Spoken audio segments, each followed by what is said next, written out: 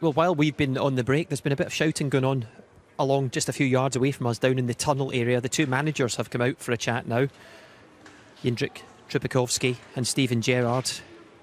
No doubt something has boiled over down there again, Alan. A few players have been held back, told not to go up the tunnel just a couple of minutes ago.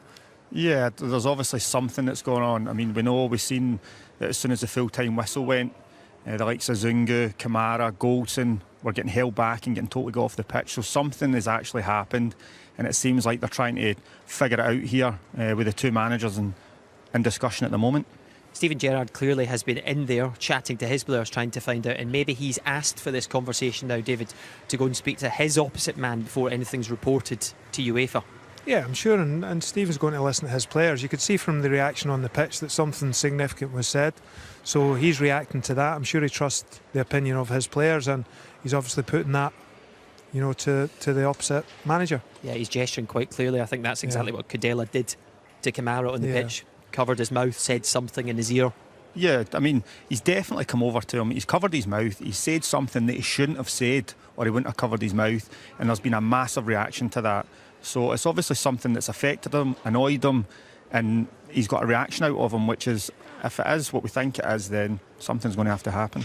If it is something of a racist nature, David, if it is, UEFA need to do something about this. It needs to be reported. Maybe that's why clarity is being sought by Steven Gerrard right now. But you saw what happened on the pitch. After the free kick, Kamara standing there, Cadella clearly comes over to him and says something. Zungu is in close proximity. He then, we've heard this ourselves, goes over to the fourth official and claims something of a racial nature has been said. Then Connor Goldson, the captain for the night, is involved as well, and he clearly takes his frustration on Cadella as well. Yeah, it doesn't look great there. He's trying to hide what he's saying, which makes you think, what is he saying? Hopefully there's a microphone or something around there that'll pick that up. But the reaction of Glenn Kamara, who I think anybody that knows him or sees the type of lad he is, it's an extreme reaction. So it's obviously been something that's upset him. Connor Goldson's asked him what's been said. Obviously Glenn Kamara's told him and he's reacted to that, so there's something going on, and it's not something we want to see in football. Rangers were beaten by the better team here tonight, and we've got to give them credit for that, but there's no excuse for any sort of comment like that. Yeah, absolutely, we'll give them credit, but as I said, you can hear a lot inside a stadium when there are no fans around. We heard what Zungu said to the fourth official. You heard what Glenn Kamara claimed as well. It was just behind us here, Al. Yeah, Glenn Kamara seemed to have shouted racist. So we don't know what's been said. We'll have to wait and find out. But if that's the case, it needs to be looked at, because there's no room for that in football at all. OK, we will come back to that, of course. Hopefully we'll hear from Steven Gerrard before we're finished tonight. Let's talk about what Rangers produced on the pitch. Not enough in the attacking sense, David. No, I don't think so. I think in the first half there was a couple of shots from outside the box, and Alfredo Morelos, how unplayable he was, and he loves these nights. And I think we expected a little bit more from him. And in the first 15-20 minutes, he struggled to hold the ball up. Yes, some of the passes into him weren't great, but when we know how good he can be, we want to see it all the time. These are the big moments that he needs to stand up and be there for his team. And he struggled a little bit tonight. Yeah, Steven Gerrard said in the past, after the last round, he loves nights like this. Did he do enough for you?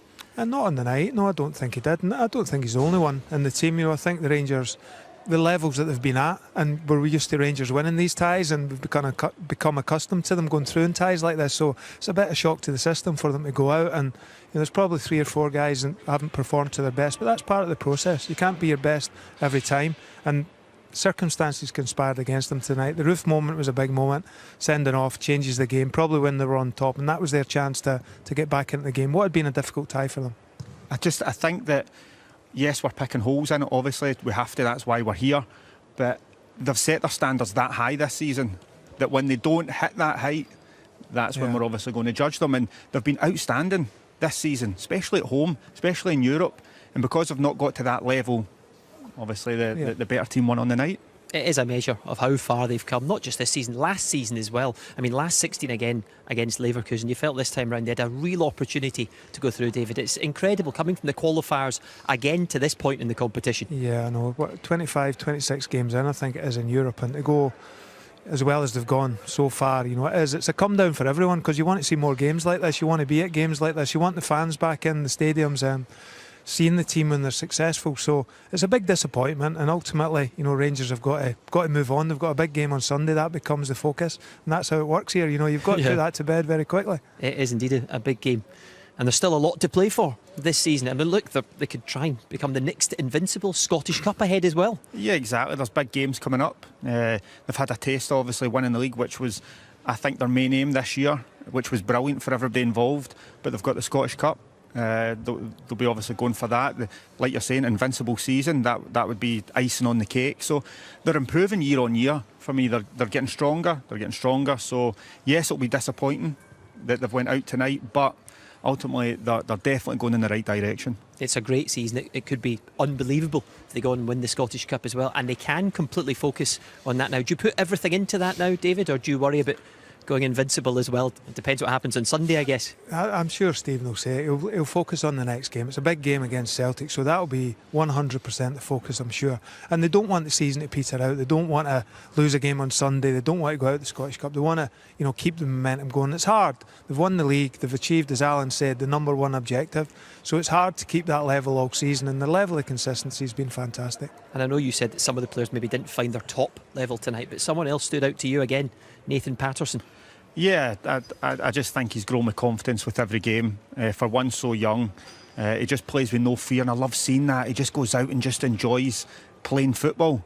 He had an outstanding block. He showed real pace to get back and put in a great tackle. So we're starting to see the best of him.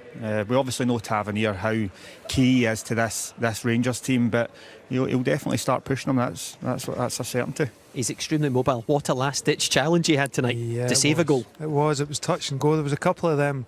Leon Balogun had one in the first half as well. So Rangers were right on the edge.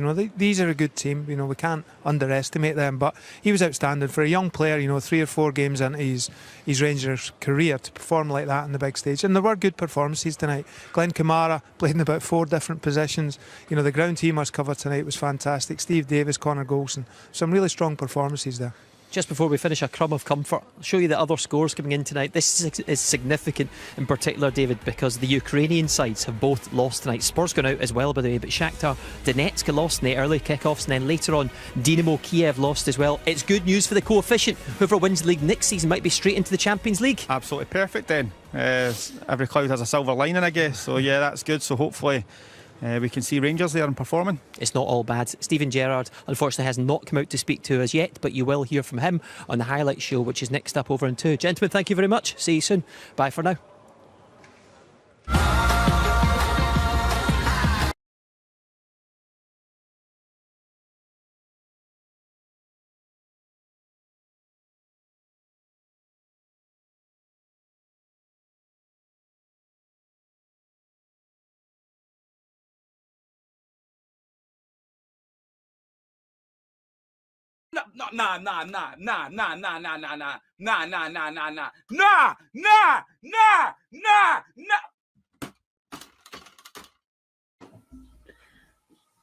I think that sums it up.